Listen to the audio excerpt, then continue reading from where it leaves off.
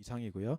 오늘 하나님께서 주신 말씀 같이 봉독하도록 하겠습니다. 우리 고린도전서, 드디어 이제 고린도전서를 들어갑니다. 고린도전서 1장 1절에서 3절 말씀입니다.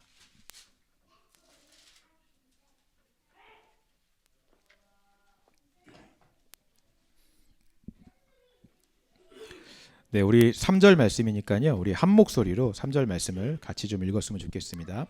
함께 읽겠습니다. 시작.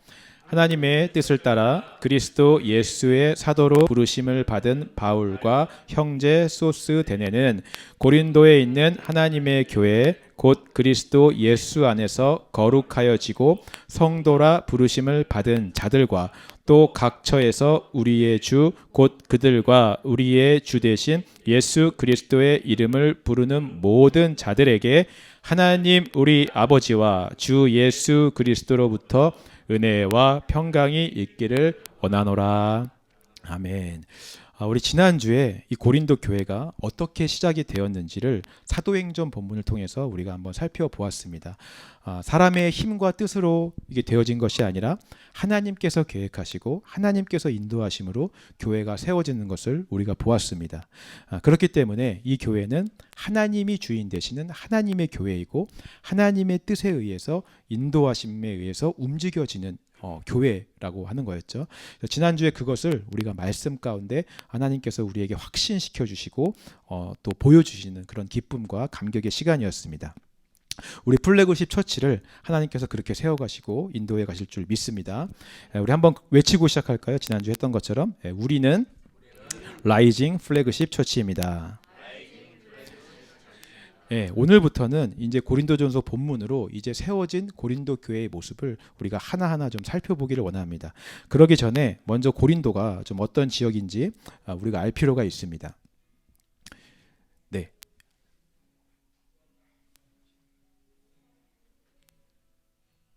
네, 여기가 고린도 지역이거든요. 우리가 지난주에 봤듯이 바울이 추방되었던 이 아덴에서 한 80km 정도 떨어진 지역에 있는 지역이 바로 고린도였습니다.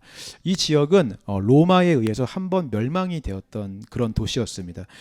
그래서 아주 황폐해진 별 볼 일 없는 그런 폐허가 된 땅이 바로 고린도 지역이었습니다. 근데 다음 지도를 보시면 이렇게 잘 안 넘어가네요. 예. 다음 이 지역을 보시면 여러분들이 아시겠지만 위치가 굉장히 좋죠. 여기 터키 있고 여기 이스라엘 있고 이집트 있고 리비아 있고 막 이탈리, 로마, 그리스 이 중심지에 이 고린도 지역이 있는 거예요. 배를 타고 어디든 다 이동할 수 있는 지역에 고린도가 위치해 있습니다. 그래서 로마가 이 도시를 그냥 둬서는 안 되겠다. 이 도시를 식민지로 우리가 재건을 하자 해서 멸망시킨 이후에 80년이 지난 이후에 다시 재건을 하기 시작합니다. 도시가 재건되면서 이제 사람들이 꿈과 기회를 찾아서 막 이 땅으로 막 이동하기 시작하죠. 무역업자들, 상업가들, 상인들, 사업가들이 막 몰려들기 시작했습니다. 그러니까 이곳에서는 다른 곳들보다 상거래가 굉장히 활발하게 일어났고요. 또 더 많은 고용 기회를 제공해 주었습니다. 그러다 보니까 다양한 인종들이 모이게 되고 다양한 문화가 발달하게 되면서 새로운 사업의 가능성들의 기회들도 굉장히 많아지게 되었다라고 하는 거죠. 이 모습을 보면 오늘날 미국 땅이랑 참 비슷한 것 같아요. 한때 미국도 기회의 땅이라고 불렸잖아요. 그래서 많은 사람들이 저마다 꿈과 희망을 따라서 이곳으로 많이 들어오게 되었습니다. 그러면서 미국도 다양한 인종이 많아지고 다양한 문화가 발달하게 되는 것입니다. 사람들이 점점 이렇게 많이 모여들자 도시는 당연히 점점 발달하기 시작했고요. 한 장 더 넘겨주시면 이게 그 당시 고린도 교회의 모습, 지금 그대로 남아있는 모습입니다. 그 당시에는 인구가 60만 가까이가 되는 대도시였다고 해요. 특별히 이 고린도 지역에서는 아주 유명한 2년마다 한 번씩 열리는 그런 경기가 있었는데 아테네에서 열렸던 올림픽이랑 비슷한 경기입니다. 그런 경기가 2년마다 한 번씩 열려서 수많은 사람들이 그 경기를 보기 위해서 방문을 하기도 했다고 합니다. 그래서 한 번에 2만 명 가까이 되는 사람을 수용할 수 있는 원형 경기장이 또 세워지게 되었고요. 아주 부유한 귀족들이 자기 하인들을 데리고 와서 그 경기를 관람하고 거기에 숙박하면서 많은 돈을 또 소비하고 돌아가는 그런 관광지이기도 했어요. 당연히 이렇게 다양한 사람들이 모이면 다문화 현상이 이제 일어나겠죠. 사람들이 저마다 자기가 믿는 철학, 가치관, 종교 이런 것들이 다 섞여서 혼합돼서 막 발달하기 시작하고요. 각지의 어떤 우상과 신정과 사원들이 세워지기 시작합니다. 한 장 더 넘겨주시면요. 예, 특별히 사랑의 신이라고 하는 아프로디테의 신전이 이 고린도 지역에 있었다고 합니다. 지금은 이렇게 다 폐허가 되고 이렇게 이런 모습만 남아 있는데 여기에 여사제들이 거의 1000명 가까이 상주했다고 해요. 근데 이 사람들의 제사라고 하는 것이 신에게 경배 드리러 온 남자 신도들과 어떤 성적인 관계를 맺는 것이 그들의 제사였다고 합니다. 그러니까 얼마나 음행과 음란이 또 가득한 도시가 이 지역이었다라는 것을 우리가 알 수 있어요. 사실 오늘 우리가 사는 이 시대와 별로 다르지 않은 것 같습니다. 우리가 사는 이 시대도 물질 만능주의가 가득합니다. 어떻게 하면 더 잘 살아볼까? 어떻게 하면 더 많은 돈을 벌어볼까 하는 것이 모든 사람들의 관심의 제1순위입니다. 그런 기회를 찾아서 미국 땅에 사람들이 많이 오기도 했습니다. 또 오늘날도 스포츠, 예술, 문화, 영화 이런 것들이 참 많이 발달했잖아요. 우리의 눈과 귀를 즐겁게 해주는 다양한 즐길거리, 오락거리들이 참 많습니다. 핸드폰 하나로, 우리가 셀폰 하나로 이 모든 컨텐츠들을 우리가 다 누릴 수가 있어요. 이런 네트워크의 발달로 다양한 철학, 사상, 문화, 지식, 정보 이런 것들을 우리가 이제 손쉽게 또 알 수가 있는 것이죠. 이전에는 다른 교회를 가지 않는 이상 우리가 다른 교회 목사님들의 설교를 들어볼 기회가 없었다면 이제는 손 안에서 클릭 한 번으로 전 세계 목사님들의 설교를 다 들어볼 수 있는 시대에 우리가 살고 있어요. 그에 따라서 다양한 철학, 다양한 신학, 다양한 사상, 다양한 가치관, 다양한 해석들을 접할 수가 있고요. 우리가 전문가가 아니라도 이런 전문 분야, 과학, 인문학, 기술 이런 거에 대한 정보들도 우리가 쉽게 접할 수가 있게 된 것입니다. 그러니까 한마디로 오늘날의 시대는 뭐가 정확한 게 없어요. 다 다양해요. 다 개성이 있고 다 진리가 아니고 그냥 다 자기 어떤 그 개인의 어떤 행복과 다양성이 존중되고 어떤 개인의 행복과 개인의 가치가 가장 중요하게 인정받는 그런 시대인 것입니다. 쉽게 말해서 이 시대를 그냥 한마디로 정의하면 포스트 모더니즘이라고 해요. 이런 시대를. 우리가 이런 시대에 살고 있는데 이렇게 복잡하고 이렇게 다양하고 이렇게 혼동되는 이 시대에 개척된 교회가 있다면, 이런 시대에 세워지는 교회가 있다면 그 교회가 가장 먼저 해야 될 일이 무엇일까요? 그것은 이 땅에 교회가 무엇인가 하는 교회의 정체성을 바로 세우는 것입니다. 요동하는 세상 가운데 교회가 교회의 분명한 정체성을 반석 위에 세우지 않으면 흔들리는 세상 가운데 교회가 같이 흔들릴 수밖에 없기 때문에 그래요. 정체성을 세우는 것이 교회가 가장 먼저 해야 할 일인 것입니다. 오늘 본문 1절 말씀을 한번 읽어보겠습니다. 본문 1절 말씀이요. 네, 같이 읽어보겠습니다. 시작. 하나님의 뜻을 따라 그리스도 예수의 사도로 부르심을 받은 바울과 형제 소스데네는, 자, 하나님의 뜻을 따라 그리스도 예수의 사도로 부르심을 받은 바울이라고 시작을 하고 있습니다. 시작부터 바울은 자기의 정체성을 분명히 밝히고 시작을 하고 있습니다. 바울은 하나님의 뜻에 따라 예수 그리스도의 사도로 부르심을 받은 사람입니다. 이것이 바울의 정체성이고요. 바울의 신분입니다. 바울은 이것에 대해서 굉장히 확신하고 있고요. 분명하게 증거하고 있습니다. 그 당시에 거짓 사도도 많았고요. 또 바울의 사도권을 인정하지 않는 사람들도 굉장히 많았습니다.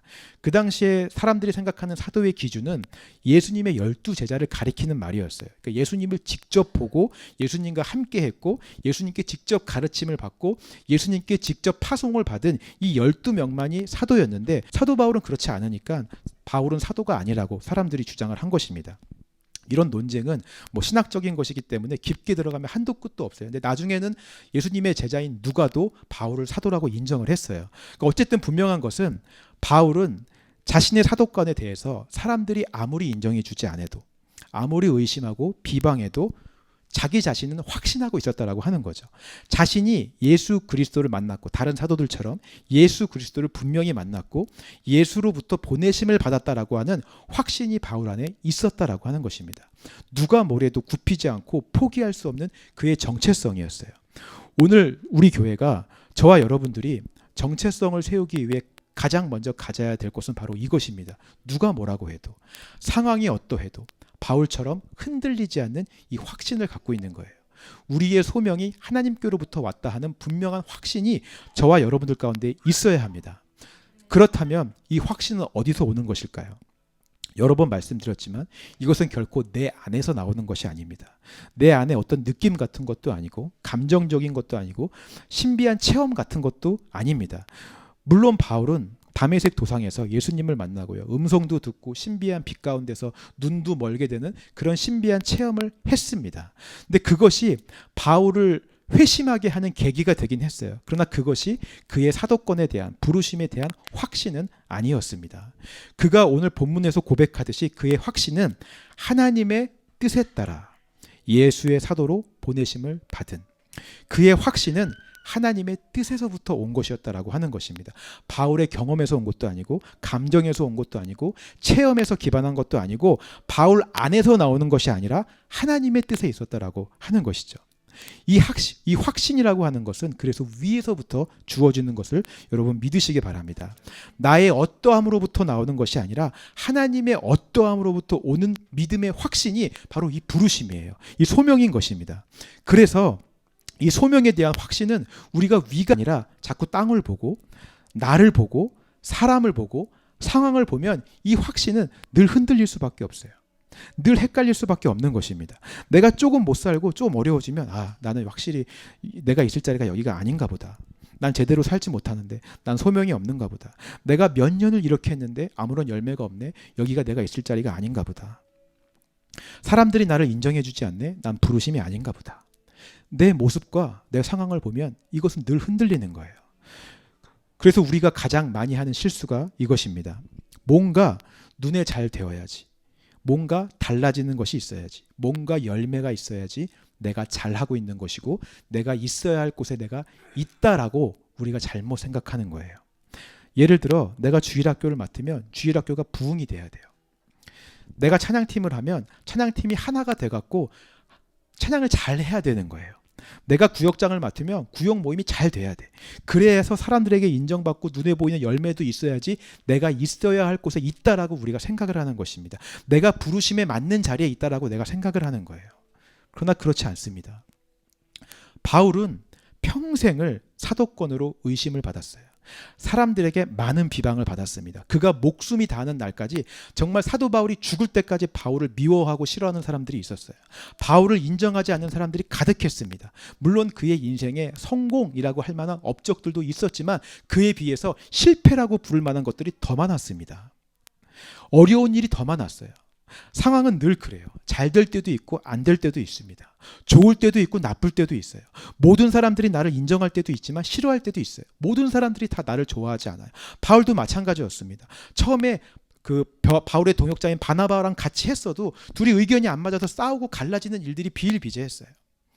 그 모든 상황들이 일어날 때마다 그 상황들을 보면서 바울이 그때마다 일희일비하면서 그때마다 자신의 부르심에 대해서 헷갈려하고 흔들려 했다면 오늘날 바울이 있었을까요? 바울은 자신의 모습이나 사람들의 인정이나 상황을 보는 것이 아니라 늘 이 하나님의 뜻을 위에서 오는 하나님의 뜻을 붙잡았기 때문에 바울이 흔들리지 않고 그의 달려갈 길 그가 마지막까지 마칠 수 있는 그 사명의 그 길이 여기에 있었다라고 하는 것입니다. 오늘 고린도 지역 같은 세상 속에서 교회가 제대로 서 가려면 이 분명한 정체성이 저와 여러분들에게 있어야 할 줄 믿습니다. 지난주에 이야기했듯이 하나님께서 세우셨고 하나님께서 인도해 가시는 교회가 우리 플래그십 처치입니다. 여러분 그렇게 믿으십니까? 이 교회의 정체성은 땅에 있지 않고 위에 있습니다. 하나님에게 있어요. 근데 우리가 위를 보지 않고 땅의 모습을 보면 우리도 흔들릴 수 있습니다. 저도 늘 흔들려요. 사람이 많이 모이면 좋은데 눈에 보이는 사람들이 많이 보이면 좋은데 빨리 건물을 다 터갖고 확장해서 예배드리면 좋은데 못하면 어떡하지? 렌트비를 내야 되는데 못 내면 어떡하지? 상황을 보면 걱정이 되고 내가 진짜 개척을 잘 한 것인가? 내가 진짜 맞는 길을 가고 있는 것인가? 혼동이 될 수 있는 거죠. 세상도 흔들리는데 교회도 같이 흔들리는 거예요. 땅을 보고 상황을 보면 그렇습니다. 우리의 정체성은 상황에 있지 않고 땅에 있지 않습니다. 하늘에 있음을 믿으시기 바랍니다. 그래서 우리가 1절을 이렇게 바꿔서 읽었으면 좋겠어요. 하나님의 뜻을 따라 그리스도 예수의 교회로 부르심을 받은 플래그십 처치는. 이 1절이 저와 여러분들의 정체성이 되었으면 좋겠습니다. 우리 교회의 부르심은 땅에 있지 않고 하늘에 있는 줄 믿습니다. 그 하늘의 확신과 소명으로 이 땅에 교회를 세워가시는 저와 여러분들이 되시기를 주님의 이름으로 축원합니다. 2절 말씀도 이제 한번 읽어보겠습니다. 2절 전반절만 읽어볼게요. 전반절만 시작.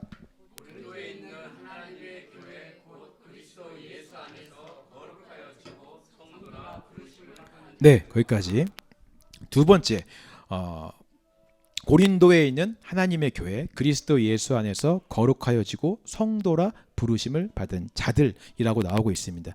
교회의 정체성을 세우는 두 번째 방법입니다. 우리가 하나님의 교회이고요, 거룩한 성도들의 모임이라는 것을 분명히 아는 것입니다. 여러분, 교회라고 하는 이 헬라어 단어는 여러분들도 잘 아는 에클레시아라는 단어입니다. 근데 그 당시에 이 단어는 교회라고 쓰이기보다는 그냥 평범한 사람들의 모임을 뜻하는데 더 많이 사용되어지던 단어였습니다. 당연하게도 그 당시에는 교회라는 것이 없었고요. 이제 막 초대교회들이 세워지는 단계였기 때문에 교회라고 하는 정체성을 분명히 밝히는 정확한 용어가 없었어요. 그래서 그 당시에 그냥 사람들의 모임이라고 사용되던 에클레시아라는 단어를 사용해서 교회라고 얘기하는 것입니다. 이 에클레시아라는 헬라어 자체가 사람들을 선택해서 끄집어내서 불러 모은 사람들이라는 뜻을 가지고 있거든요. 그래서 교회란 단어를 이 에클레시아로 사용하는 거예요. 이것은 시민들의 그냥 모임이었기 때문에 그 당시에 민회라고도 많이 불렸습니다. 아테네에서는 특별히 이 민회를 소집해서 나라의 중대사를 결정하기도 했고요, 토론하고 의논하는 자리이기도 했습니다. 이런 공적인 에클레시아들이 그 당시에 굉장히 많았어요.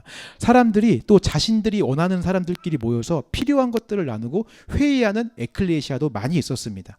특별히 비슷한 계급의 노예면 노예, 귀족이면 귀족, 이런 사람들끼리 모여서 에클레시아를 만들기도 했어요. 취미나 추구하는 사상, 가치관이 같은 사람들끼리 모여서 에클레시아 모임을 했습니다. 동일한 비즈니스, 사업을 하는 사람들끼리 모여서 에클레시아 모임을 했습니다. 이 모든 것들이 다 그 당시에 에클레시아로 불린 거예요. 선택해서 부름받은 사람들의 모임이잖아요. 같은 종류로서, 같은 카인드잖아요.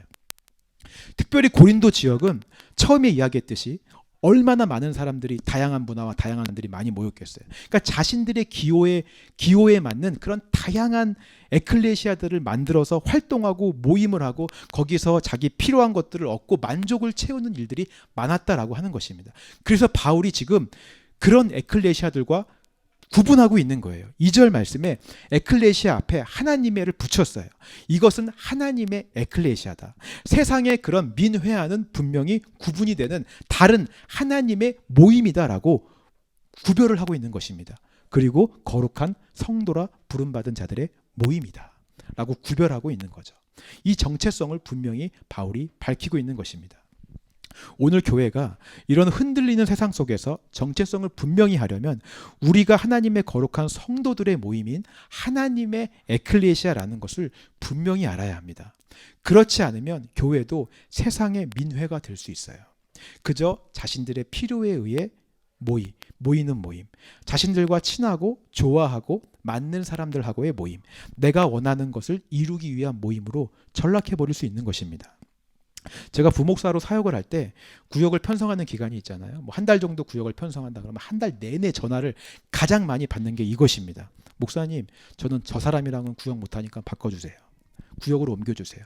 저 사람이랑은 싫으니까 나를 옮겨주든지 저 사람을 다른 구역으로 보내든지 바꿔주세요. 난 이 사람이랑 구역 모임 하고 싶어요. 나랑 편한 사람들, 나랑 친한 사람들이랑만 모임을 하고 싶고 나와 맞지 않는 사람들이랑은 모임을 하고 싶지 않다라는 전화를 한 달 내내 받습니다. 물론 이해는 갑니다. 친하고 맞는 사람들끼리 모이면 더 편하고 모임도 잘 될 수가 있어요. 근데 이것이 그냥 사람들의 모임인 민회라면 얼마든지 이렇게 해도 괜찮습니다. 오히려 이렇게 해야 돼요. 그래야지 모임이 더 잘 되니까. 근데 이것이 거룩한 성도들의 모임인 교회라면 이야기는 달라집니다. 에클레시아, 하나님의 교회는 오히려 그런 사람들과 함께 하라고 이야기를 합니다. 교회가 거룩한 성들의 모임인데 여러분, 거룩이 뭐예요? 거룩하려면 나를 죽이고 예수가 내 안에서 살아나야지 거룩해지는 줄 믿습니다. 근데 내가 좋아하고 내가 편한 것만, 내 자아가 만족하는 모임인 이 민회 안에서는 결코 내 자아가 죽지 않아요. 오히려 이런 모임은 내 자아를 만족시키는 모임입니다. 이런 민회는 몇십 년을 해도 결코 거룩해질 수 없어요. 오히려 내 자아가 더 견고해지고 더 단단해지는 거죠. 그러나 교회는 나랑 안 맞는 사람을 보면서 그 사람의 단점을 싫어하는 내 안의 죄성을 발견합니다. 그 사람을 미워하는 내 안에 죄의 본성이 있음을 발견해요. 그 사람보다 내 안에 있는 이 죄성이 더 추악하고 더 악하고 더 나쁘다는 것을 깨닫게 돼요. 그렇게 드러난 내 자아를 십자가 앞에 처리하고 그렇게 예수가 다시 살아나는 경험을 해가는 것이 거룩한 성도들의 모임인 에클레시아라고 하는 것이죠. 자꾸 교회가 민회가 되는 이유는 이런 예수를 나누는 것이 아니라 자꾸 내 안에 자아를 만족시키고 내 자아의 유익과 내 자아의 이익을 구하기 때문에, 그것을 모임 안에서 얻으려고 하기 때문에 교회가 자꾸 민회가 되어버리는 거예요. 나는 사람들과 만나서 취미생활을 같이 하고 싶고 즐겁게 살고 싶어요. 이것을 교회 안에 사람들과 함께 하고 싶어요. 그렇게 취미생활을 같이 하고 즐겁게 놀고 싶은데 나랑 안 맞는 사람이 오면 얼마나 불편하겠어요, 여러분. 나는 여행을 같이 가는 게 취미인데 산으로 가고 싶은데 저 사람은 바다를 가고 싶어요. 얼마나 안 맞아요. 나는 음식을 같이 만들어갖고 같이 막 해먹고 즐겁게 하고 싶은데 저 사람은 애가 많아서 맨날 애를 돌보느라고 음식 만드는 자리에 맨날 빠져요. 얼마나 불편해. 나는 레스토랑 가서 스테이크를 먹고 싶은데 저 사람은 분식집 가서 분식 먹는 걸 좋아해요. 안 맞아요. 나는 12학년 애가 있어갖고 이제 대학 가는 정보가 필요한데 저 사람은 이제 신생아 아기를 데리고 나와서 공감대가 형성이 안 돼요. 안 맞아요. 그러니 나랑 맞는 사람들하고만 만나고 싶은 거예요. 교회가 예수를 나누지 않고 나의 것들, 나의 유익만 구할 때 교회는 끼리끼리 모이는 민회가 되어버립니다. 그래서 저는 저희 교회의 CD 모임이 정말 중요하다고 생각해요. 저희 교회 CD 모임은 오직 예수를 나누는 모임인 줄 믿습니다. 제가 온보딩 프로그램 때 계속 말씀드렸잖아요. 오직 예수님이 말씀이 내 안에서 어떻게 실제화가 되었는지를 나누는 모임이에요. 다른 사람이 나누는 모임을 통해서 도전을 받고 나도 그렇게 살아내야겠다라고 애쓰고 그 삶을 살아내기 위해 애쓴 것을 나누는 모임이 바로 CD 모임인 것입니다. 그것만을 위해 모이기 때문에 나랑 맞고 안 맞고가 사실 중요하지 않아요. 나이가 중요하지 않고 성별이 중요하지 않고 학력이 중요하지 않고 취미생활이 중요한 것이 아닙니다. 이 모든 것을 초월하는 게 예수 그리스도인 줄 믿습니다. 예수를 나누면서 거룩해지는 모임이 CD 모임인 거예요. 저는 이런 예수를 나누는 모임이 하나님의 교회, 에클레시아인 줄 믿습니다. 이런 교회로 우리가 세워지는 것이 흔들리는 세상 속에서 정체성을 분명히 하는 교회의 모습임을 믿으시는 여러분 되시기를 주님의 이름으로 축원합니다. 2절 하반절 말씀도 우리 한번 같이 읽어보겠습니다. 같이 읽겠습니다. 시작.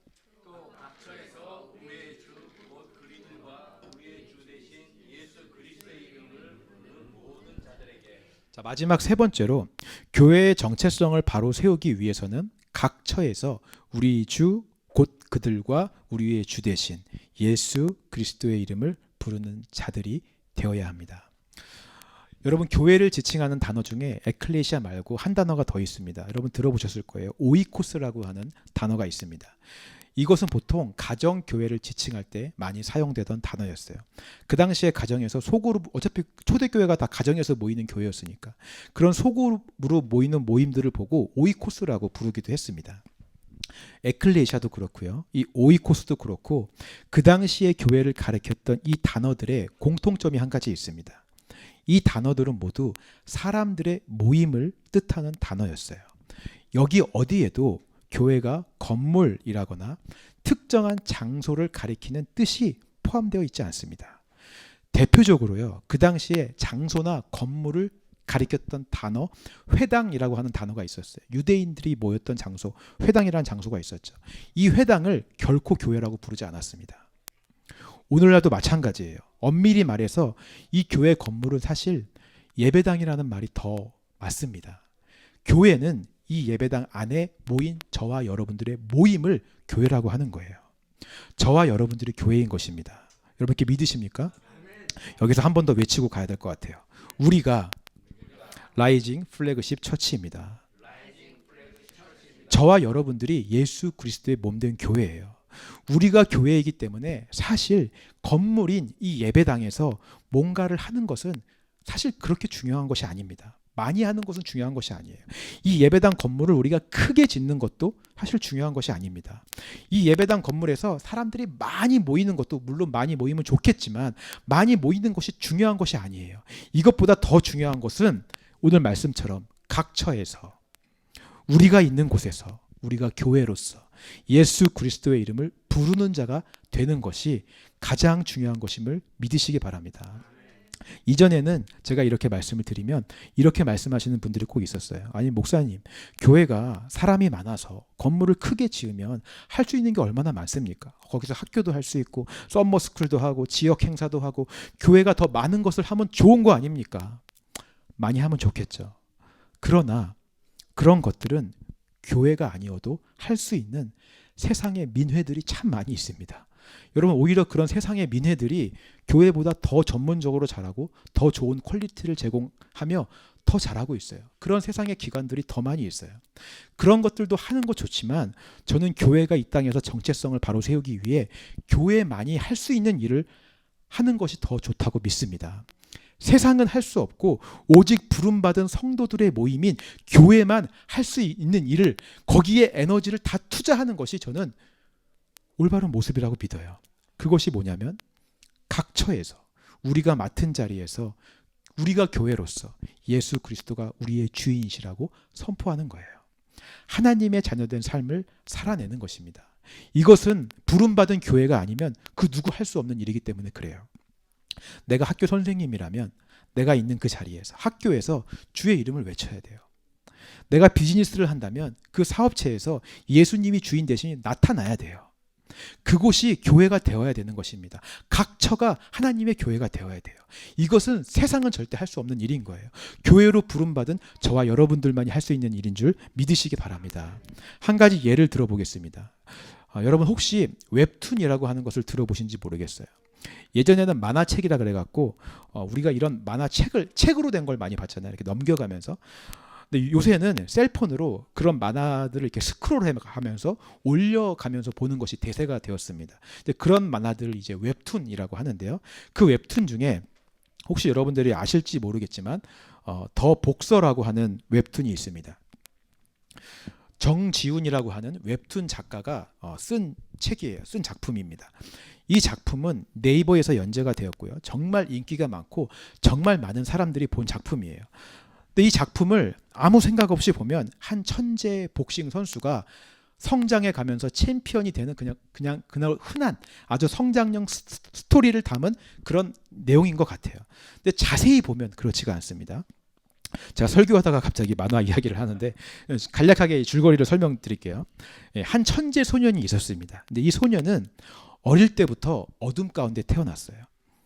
학대받는 가정에서 감금되어진 채로 태어나서 온갖 폭력과 고통 속에서 하루하루를 비참한 인생을 살던 소년이었습니다. 그의 인생은 절망과 고통밖에 없었어요. 행복이 없고 소망이 없고 빛이 없었습니다. 그렇게 살아가는데 아주 우연하게 한 유명한 복싱 코치가 이 소년의 어떤 천부적인 재능을 알아보고 접근해요. 내가 너를 세계적인 챔피언으로 만들어주겠다면서 유혹을 합니다. 근데 이 코치는요, 이 사람이 코치거든요. 악의 근원이에요. 마치 사탄과 같은 뱀 같은 역할로 나옵니다. 이 소년의 마음 가운데 있는 가장 어두운 부분을 극대화시켜가면서 훈련을 해요. 최고의 챔피언이 되게 하기 위해서 이 소년의 마음 가운데 있는 어둠을 이제 이용하는 거죠. 그러기 위해서 수단 방법을 가리지 않습니다. 이 소년에게 다가오는 따스한 손길들, 도움의 손길들을 다 거부하게 만들어요. 심지어 이 소년에게 선한 영향력을 끼칠 것 같은 사람들은 이 코치가 상처를 입히고 해를 입혀서라도 접근하지 못하게 만들어요. 이 소년은 점점 이렇게 흑화되어 버려요. 악의 화신이 되어버려요. 어둠에 사로잡혀서 모든 복싱 선수들을 다 짓밟고 다 이기고 다 물리쳐서 다 부서뜨려서 챔피언이 됩니다. 모든 명예와 물질과 좋은 것들을 다 얻고 누릴 수가 있게 돼요. 그와 싸운 상대 선수들은 처절하게 패배하고 상처 입고 무너졌어요. 코치는 자신의 목적을 이루었다면 너무 기뻐합니다. 그러나 이 소년은 모든 것을 다 가졌어도 여전히 어둠 속에, 고통 속에 비참하게 살아가요. 자, 그때 한 은퇴했던 복싱 선수가 이 소년을 찾아옵니다. 이 소년과 시합을 하고 싶다고 도전을 해요. 이 복싱 선수의 이름이 뭐냐면 제이라고 나옵니다, 여러분. 이 선수는 특별하게 강하지도 않고요, 약하지도 않아요. 근데 놀랍게도 그와 싸운 모든 선수들이 이 제이라는 선수에 대해서 이렇게 표현합니다. 그 사람과 경기하면 기쁘다, 행복하다, 마치 빛을 보는 것 같다. 만화에 나오는 내내 이렇게 밝은 빛으로 이렇게 빛나면서 이 제이가 그려집니다. 여러분, 이 제이가 누구를 상징하는 것 같습니까? 예수님을 상징하는 거죠. 이 은퇴한 늙은 선수가 이제 젊은 주인공 소년과 시합을 하게 돼요. 근데 게임이 되겠습니까? 12라운드를 하는데 12라운드 내내 처절하게 맞아요. 이 소년의 주먹이 마치 채찍 같아요. 막 때리는데 이 제이의 몸에 피가 튀기 시작합니다. 살이 찢겨져 나가고 바닥이 붉은색으로 다 변할 정도로 온 링 바닥이 다 피로 흥건해졌어요. 살이 찢기고 피가 나고 이 제이라는 선수가 자기 몸을 다 그렇게 찢어가며 부수어가면서 점점 그 소년에게 다가갑니다. 오히려 나중에는 이 소년이 뒷걸음질 치며 오지 말라고 도망을 가요. 그렇게 자기를 다 부수고 자기를 다 버려서 그 소년 앞에 서는 이 소년 앞에 선 이 제이 선수가 마치 그 소년의 머리를 쓰다듬듯이 주먹으로 그 소년을 안아주듯이 괜찮아라고 말하면서 머리를 탁 치게 돼요. 그 순간 이 소년이 링 위에서 펑펑 옵니다. 어둠 속에 있었던 이 소년이 밝은 빛 가운데로 구원받는 순간이에요. 그동안 어둠 속에서 자신이 혼자라고 느끼고 있었는데 자신만 고통을 느끼고 아무도 자신을 구원해줄 존재가 없다라고 살았었는데, 그래서 모든 걸 짓밟고 부수며 최고가 되기 위해 살았는데 빛 가운데에서 자신을 괜찮다라고 말해주는 존재가 있다는 것을 알게 된 거예요. 눈물을 흘리면서 자유함을 받습니다. 처음으로 어둠 가운데서 빛 가운데로 나와 구원함을 받게 돼요. 이 소년의 인생이 그때부터 달라지기 시작해요. 여러분, 이 만화를 보고요, 수없이 많은 댓글들이 달렸습니다. 다 예수님을 믿지 않는 사람들이에요. 저 제이가 예수님 아닌가? 신이 있다면 저렇게 우리를 사랑했을까? 자기를 다 부수면서 우리에게 밝은 빛을 주는 모습이 예수님의 모습 같다. 저게 신의 모습이다. 세상 사람들이 예수님에 대해 관심을 갖고 다시 생각해보게 만들었어요. 여러분, 저는 각처에서 주의 이름을 부르는 자의 모습이 바로 이런 모습이라고 생각합니다. 정지훈 작가는 웹툰 작가예요. 이게 그 사람의 직업입니다. 그의 직업을 통해서 그 사람은 예수님을 부르고 싶었어요. 예수님이 주님이라고 선포하고 싶었어요. 그것을 증거하고 싶었어요. 그래서 그것을 그렇게 하기 위해 그 삶을 살아낸 거예요. 이 마지막 메시지를 전하기 위해 2년 동안 그는 웹툰을 그리면서 정말 치열하게 자기가 있는 각처에서, 자기가 있는 처소에서 그곳 교회가 되어 예수님이 나의 구원자이고 나의 주님이시라고 선포하며 증거한 것입니다. 많은 사람들이, 특별히 젊은 친구들이 이 정지훈 작가를 통해 예수님이 어떤 분인지 알게 됐고요, 복음을 들었어요. 정지훈 작가라는 각처에 세운 하나님의 교회를 통해서 예수 그리스도의 복음을 들은 것입니다.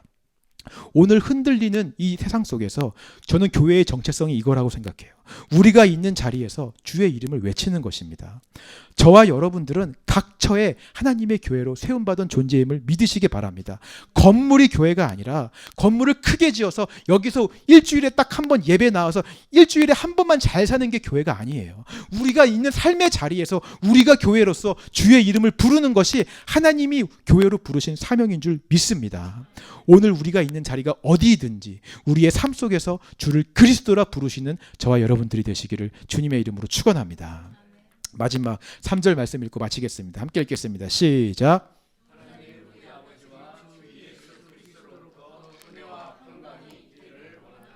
바울은 고린도 교회의 교인들에게 이렇게 인사를 하면서 이제 고린도 전서를 시작하는 것입니다.